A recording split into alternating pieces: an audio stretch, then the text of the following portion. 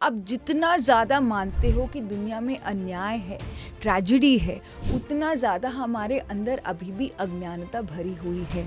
Ma'am, ध्यान करते समय नींद क्यों आती है, प्लीज़ बताइए। इस कारण से मेरा ध्यान हमारे एनर्जी लेवल्स पे, हमारे मूड लेवल्स पर, हमारे खुद के एनवायरनमेंट के बेसिस पर भी हमारी ब्रेथ ऊपर नीचे होती रहती है। तो नींद अचेतन ध्यान है और ध्यान सचेतन नींद। कोई भी अपने लिए स्ट्रगल क्यों चुनेगा? अच्छी लाइफ भी तो चुन सकता है। मैंने खुद अपने आप को एक भिखारी के रूप में मैंने देखा है मेडिटेशन में, एक पास्ट लाइफ देखते हुए। उसने कुछ पास्ट में किया होगा जिसकी वजह से उसका परिणाम अभी वो अनुभव कर रहा है। सांस को अपनावे, ध्यानी बन जावे।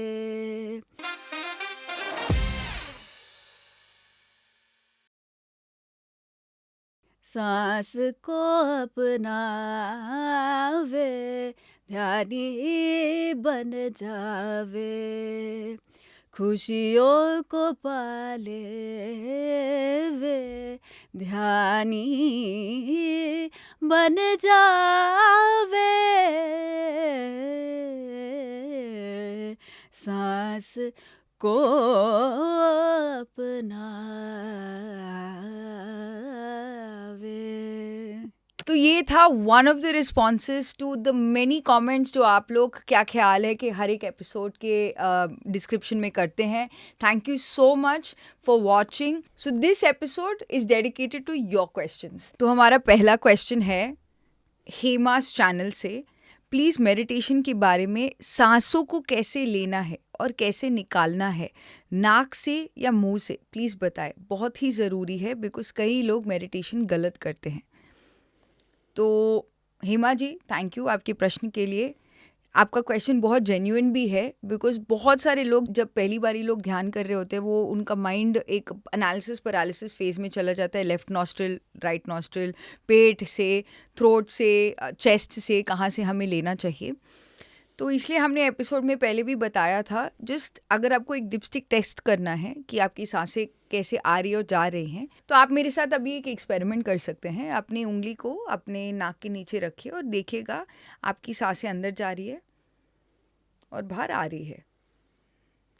जब आप इस आपका जो फिंगर के पॉइंट पर जहाँ पर आप ब्रेथ को ऑब्जर्व कर रहे हैं वो सांस अंदर भी जा रही है और बाहर भी जा रही है, तो आपको समझ में आ गया होगा कि जब आप ब्रेथ ले रहे हैं और ब्रेथ छोड़ रहे हैं, इट डज नॉट मैटर वो कौन से नॉस्ट्रिल से है या वो आपके नाभि से है या आपके चेस्ट से है। द मोस्ट इम्पॉर्टेंट थिंग जो आपको फोकस करना है कि आपकी ब्रेथ आ रही है और जा रही है। कभी कभार जब आप बहुत टायर्ड फील करते हो आपकी सांसें बहुत शॉर्ट होती है। जब आप बहुत रिलैक्स स्टेट में होते हो आपकी सांसें आपकी नाभि से आती है। हमारे एनर्जी लेवल्स पे, हमारे मूड लेवल्स पर, हमारे खुद के एनवायरनमेंट के बेसिस पर भी हमारी ब्रेथ ऊपर नीचे होती रहती है। तो हमारा मेडिटेशन के टाइम पर ये फोकस नहीं होना चाहिए सांसें कहाँ से आ रही है। The focus is on the movement itself. जो अगर आप इनिशियली अगर कर रहे हैं तो आप ऐसे जैसे दो निंजा या आपके द्वारपाल जो ऐसे खड़े हुए हैं आपके दो नासिका के बीच में, आप इमेजिन कर सकते हो वो देख रहे हैं कि सांस अंदर जा रही है और बाहर आ रही है, अंदर जा रही है बाहर जा रही है। ये जस्ट बस एक सिंपलिस्टिक वे है आपको बताने के लिए। जब आप करना शुरू करेंगे यू विल रियलाइज इसके अंदर बहुत गहराई है। For beginners this is the simplest thing, just observe breath coming in and coming out. Left nostril, right nostril, नाभि, डज नॉट मैटर। हमें बस यही देखना है कि सांसें अंदर जा रही है और बाहर जा रही है, वो कहीं से भी क्यों ना हो। एंड जब ऑटोमेटिकली ये प्रोसेस करना शुरू करते हैं, जैसे हमने ब्रेन वेव स्टेट्स का तो बताया ही है, तो आप बीटा से धीरे धीरे धीरे धीरे धीरे एक मेडिटेटिव अल्फा स्टेट में पहुंचना शुरू कर देते हैं। एंड ऑटोमेटिकली जब आपकी ब्रेन वेव्स का फ्रीक्वेंसी भी चेंज करना शुरू हो जाता है तो automatically the process of cosmic energy coming in, आपकी नाड़ी मंडल की शुद्धि, it all happens as a natural by product. So the focus is just putting your attention on the breath. Wonderful. तो यूजुअली ही लोगों का सवाल ध्यान से जुड़ा होता है, तो हर बार हर एक एपिसोड में हम ज़रूर मेडिटेशन के process, technique, dos and don'ts जो लोगों को लगता है वो हम कम्युनिकेट करते रहेंगे। तो अगला सवाल है किरण कुमारी ऑफिशियल से, मैम ध्यान करते समय नींद क्यों आती है, प्लीज़ बताइए। इस कारण से मेरा ध्यान 10 से 20 मिनट ही हो पाता है और नींद आ जाती है, क्या करें और इस नींद को कैसे भगाएं। तो अक्सर लोगों का सवाल ये रहता है नींद के बारे में, क्योंकि नींद और ध्यान क्या उसमें कोई फ़र्क है, ऐसे बहुत सवाल रहते हैं। तो नींद अचेतन ध्यान है और ध्यान सचेतन नींद। नींद सभी को आता ही है ध्यान के दौरान, हमें उस पर फोकस नहीं करना है। ये जानना या अवेयरनेस होना ज़रूरी है कि ध्यान से पहले आप किस स्थिति में थे, और वो मैटर करता है। आपका जो डेप्थ ऑफ मेडिटेशन है आपके स्टेट ऑफ माइंड से भी जुड़ा हुआ होता है। सो अपने 24 आवर्स को चेक कीजिए, आप अपने 24 आवर्स में कितना समय अवेयर हैं। अगर आप अपने डे टू डे लाइफ में अवेयर है, अपने मेडिटेशन में आप अवेयर रहेंगे। आप क्या कंज्यूम कर रहे हैं, आप अपना डे टू डे लाइफ जिस चीज़ पर आप समय बिताते हैं वो चीज़ भी आपके मेडिटेशन को अफेक्ट करता है। किस तरीके के मूवीज़ देखते हैं, किस तरीके के बुक्स पढ़ते हैं, क्या कंटेंट हम कंज्यूम करते हैं, वो सारा इफेक्ट आप अपने मेडिटेशन में भी देखेंगे। अगर आप अपने थॉट्स के प्रति अवेयर नहीं हैं और आप नहीं डिसाइफर कर पाते, अगर गुस्सा आ रहा है, अगर आपको टेंशन हो रहा है, उस समय पे आप बह रहे हैं उस इमोशन में, आप अवेयर नहीं हैं, तो आप अपने मेडिटेशन में भी देखेंगे आपका मेडिटेशन में आप अवेयर नहीं रहेंगे। नींद जो है अपने स्लीप पैटर्न को भी चेक कर सकते हैं। तो जब आप सोते हैं और जब आप उठते हैं, क्या आप एक झटके में उठते हैं, कितने अवेयरनेस में आप उठते हैं, सोने से पहले और उठने के बाद क्या आपके कंजम्पशन पैटर्न्स हैं, वो बहुत मैटर करता है आपके मेडिटेशन को भी। तो अगर आपकी अच्छी नींद नहीं हुई तो आपके मेडिटेशन में आपको अगेन एक स्लीप स्टेट हो जाएगा। अगर बहुत सारे विचार हैं आपके मन में, वो ऑटोमेटिकली, जैसे बोलते हैं ना, कॉन्क ऑफ हो जाता है आपका माइंड, तो ऑटोमेटिकली नींद की स्थिति में रहते हैं। अगर आपका शरीर भी थका हुआ है ध्यान से पहले, ऑटोमेटिकली नींद आएगा। तो धीरे धीरे अपने साथ बने रहना है। ऐसा नहीं है कि अगर हर बार मे बी 2-3-4 या जैसे आप 40 डेज़ के मेडिटेशन में हो, फर्स्ट 2-3 डेज़ 10 डेज़ में भी आपको नींद आता हो, लेकिन हर एक मेडिटेटर का ये जर्नी है, ये होता ही है। जैसे अगर आप लता मंगेशकर बनना चाहते हैं, पहला स्टेप तो सारेगामा पधनी से आपको सीखना पड़ेगा। आप सडनली नहीं मुझे एनलाइटेंड बनना है, सडनली मुझे लता मंगेशकर जैसे गाना, ऐसा नहीं होगा, आपको बने रहना पड़ेगा। एंड क्योंकि हम ही उसका प्रमाण है, मैं बहुत सोती थी मेडिटेशन में, और धीरे धीरे क्योंकि मैं बनी रही मेडिटेशन के साथ, मुझे पता है कि ये होता ही है, और अपने आप के सेल्फ चेक्स करती गई, तो and every person will come out of it. So and also नींद इसलिए भी आती है क्योंकि आपकी बॉडी को इतनी एनर्जी की ज़रूरत है, आवश्यकता है। तो स्टार्टिंग में जब हम ध्यान करते हैं, it's actually the state of निद्रा योग, जहाँ पर जितना भी एनर्जी, कॉस्मिक एनर्जी हमारे बॉडी को ज़रूरत होती है, वो एनर्जी अब्जॉर्ब कर रही होती है बॉडी को। एंड हम उस समय अवेयर नहीं होते, उस समय भी बहुत सारी चीज़ें हो रही होते, but we are not aware of it. But as we keep on increasing, हमारी साधना और गहरी होने लगती है, जैसे आपने बोला, हमारे मेडिटेशन में और हम गहराई एक्सपीरियंस करना शुरू करते हैं, हमारी अवेयरनेस भी बढ़ती है। तो वो स्लीप स्टेट जो हमें लगता है कि अरे हम अनकॉन्शियस हैं, और but that time also way receiving energy. तो इवन अगर आप मेडिटेशन 10 मिनट करें या 20 मिनट भी करें, you are still receiving cosmic energy. तो वो कॉस्मिक एनर्जी अपना काम करते रहता है। सो अगर आप चाहते हैं कि इससे बाहर आए, तो then definitely very very important, किसी भी चीज़ को एक आदत बनाने के लिए उसको कंसिस्टेंटली प्रैक्टिस करते रहना है। तो ऑफकोर्स जैसे अमूल्या ने कहा कि ऑब्जर्विंग आवर कंजम्पशन पैटर्न्स जितना इम्पॉर्टेंट है, ये भी रखना, धैर्य रखना कि meditation is not a one time wonder. ये कंसिस्टेंट प्रैक्टिस से ही हम आगे बढ़ते रह सकते हैं। So thank you Kiran Kumari ji. तो अमूल्या, अनदर इम्पॉर्टेंट क्वेश्चन जो हमें हमारे एपिसोड्स में मिला था, वो है माही वालदिया 2789 जी से। मेरा क्वेश्चन है, मैम, कोई भी अपने लिए स्ट्रगल क्यों चुनेगा? अच्छी लाइफ भी तो चुन सकता है। कोई लेबर क्यों चाहेगा कि वो लेबरी करे? तो thank you so much ma'am for your question. Actually मेरा भी मेडिटेशन का जर्नी और रादर स्पिरिचुअल जर्नी ऐसे ही प्रश्न के उत्तर को ढूंढने के लिए मैं आध्यात्मिकता में एंटर हुई थी कि why does a soul choose struggle, कि हम क्यों ऐसे इतना डिफ़िकल्टी चुनते हैं अपनी लाइफ में। और अक्सर हम ये देखते हैं, स्पेशली आप इंडिया में देखोगे तो बहुत सारा क्लास डिफरेंसेस हैं, बहुत सारा मिसमैच है in terms of women and main को देखने के लिए। देयर मैनी थिंग्स जो आपको इमीडिएटली लगता है कि ऐसे नहीं होना चाहिए। अगर आप एक अलग तरीके से, अगर अरे उनके साथ हो रहा है, मैं तो अच्छी हूँ बट उनके साथ क्यों हो रहा है करके। तो धीरे धीरे जब मैं स्पिरिचुअलिटी में और गहरा आने लगी और मैंने बुक्स पढ़ना शुरू किया, तो 2-3 कॉन्सेप्ट्स बहुत इंपॉर्टेंटली हमें समझना है। एक, कर्म सिद्धांत, law of cause and effect. जो भी वो पर्सन एक्सपीरियंस कर रहा है, वो खुद अंडरलाइन इज एक्सपीरियंस. जो भी वो पर्सन खुद एक्सपीरियंस कर रहा है वो खुद अपने लिए चुन के आया है. खुद उसने अपने जीवन में कुछ प्लान किया है, उसने कुछ पास्ट में किया होगा जिसकी वजह से उसका परिणाम अभी वो अनुभव कर रहा है. तो ये जो फर्स्ट चीज़ है लॉ ऑफ कर्मा, इससे जो सेकंड पॉइंट निकल के आता है वो है हर एक चीज़ एक अनुभव है. सही या गलत, अच्छा या बुरा, जो भी हम देखते हैं वो हमारे माइंड से देखते हैं, जो द्वैत के ड्युअलिटी के पर्सपेक्टिव से देखता है कि ऐसी चीज़ें होना अच्छी चीज़ है, वैसी चीज़ें होना बुरी चीज़ है. जब तक हम इस अज्ञानता में जीते हैं, the truth is that we are souls, कि हम ही खुद चुन के आते हैं. फंडामेंटली आत्मा अनेक जन्म लेती है केवल ये अंडरलाइन अनुभव के लिए. अब अनुभव जब हम फिजिकल रियलिटी में आते हैं और स्टार्टिंग में जब हम शिशु आत्मा बाल आत्मा की अवस्था में रहते हैं तो हमें लगता है अरे लाइफ यही है. पर जब आप अब धीरे धीरे एक मैच्योर सोल होने लगते हो, आप इन आत्माओं के बिहेवियर्स को देख के आपको लगता है कि अच्छा लाइफ ऐसे ही नहीं है. This is your soul progression, soul evolution. Yes. तो जो लोग अगर आपके माइंड में ऐसे क्वेश्चंस आ रहे हैं, this is very good, because ये आपके लिए एक इंडिकेटर है कि आप किस सोल लेवल पे हैं. सोल क्यों ऐसे चुन के आती है? तो रिचर्ड बैक का एक बहुत इंपॉर्टेंट स्टेटमेंट है यहाँ पर, जिन्होंने इल्यूशंस बुक लिखी है. The mark of your ignorance is the depth of your belief in injustice and tragedy. अब जितना ज़्यादा मानते हो कि दुनिया में अन्याय है, ट्रेजेडी है, उतना ज़्यादा हमारे अंदर अभी भी अज्ञानता भरी हुई है.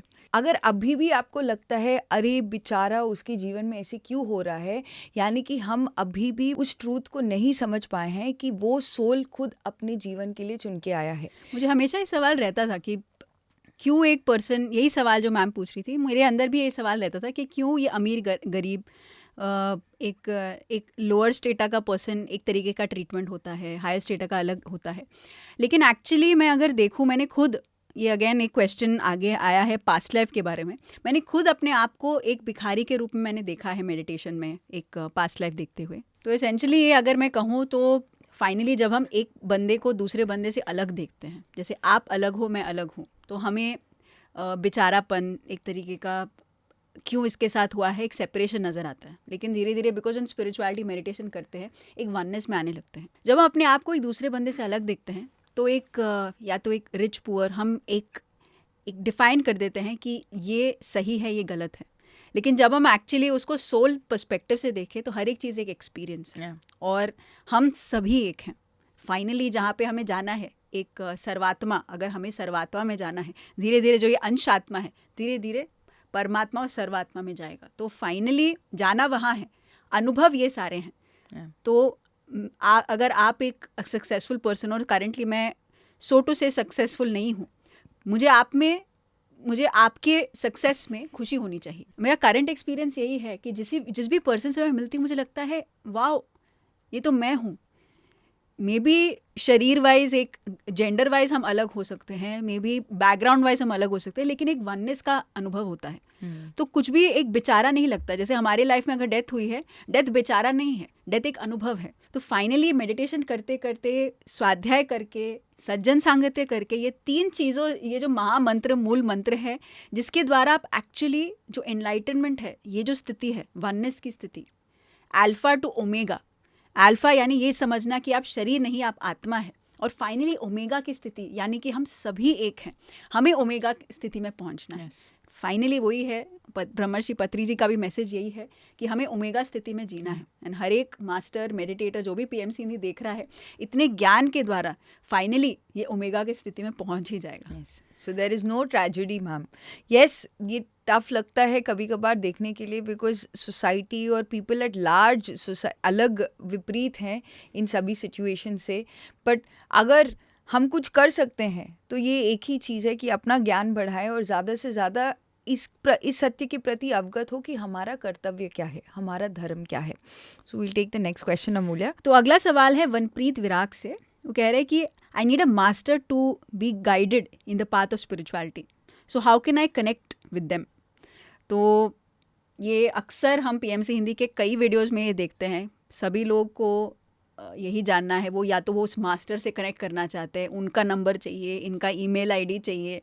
फाइनली जब हम स्पिरिचुअलिटी, PSSM, मेडिटेशन, ये सब कुछ में आ जाते हैं, इस वर्ल्ड में आ जाते हैं, हमें ये ज़रूर समझना है कि हम एक न्यू पैटर्न में जाना है.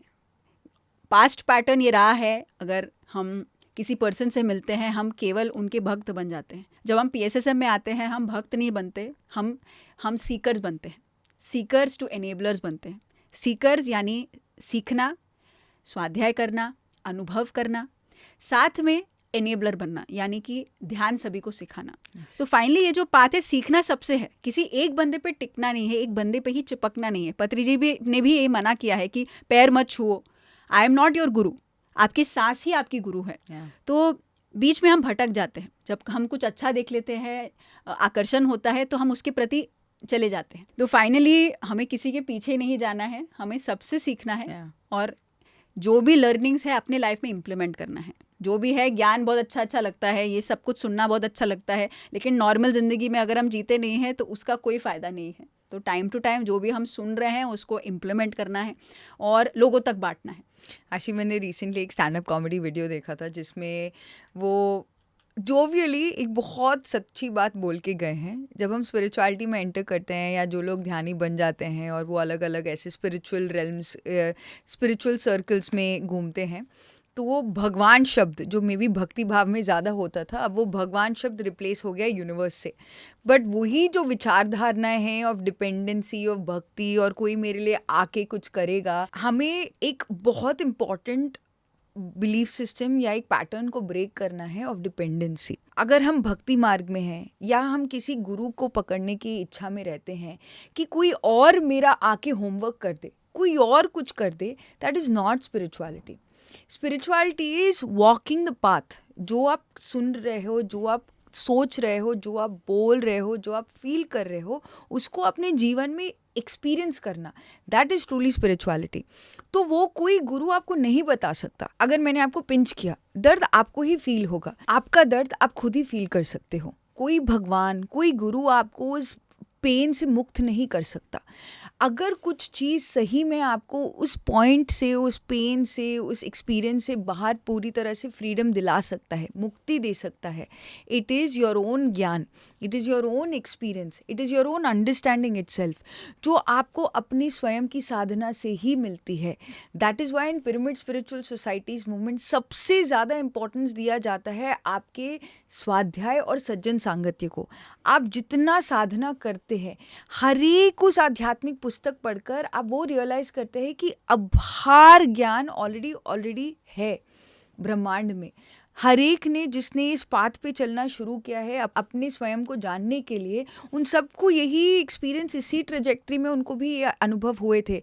पहले भगवान के प्रति भक्ति हुई, फिर उनको स्वयं के, they also went and found the guru. But ultimately, for example Gautam Buddha, जो अल्टीमेटली सभी गुरुओं के पास जाके उन्होंने नहीं आविष्कार किया था आनापानसती ध्यान का. उनके पहले भी बहुत सारे योगी मुनि थे जो आनापानसती ध्यान करके एनलाइटन हुए थे. बट जितना वो पूरा जीवन का अनुभव करते करते करते करते करते, अपनी स्वयं की साधना करते करते करते, अपने स्ट्रगल्स को एक्सपीरियंस करते करते, जो उनका पॉइंट ऑफ एनलाइटनमेंट हुआ, जो आज हम बुद्ध पौर्णिमा के डे पर हम सेलिब्रेट करते हैं, वो उनका जर्नी था. और जैसे गौतम बुद्ध बने थे, हम भी अपने स्वयं के एनलाइटनमेंट के पाथ हमें खुद ही करना है. तो yes, sometimes we do feel, जब हम अकेले होते हैं और कोई आसपास नहीं है, तो कोई तो हो. It is not a guru, it is a friend that we are looking for.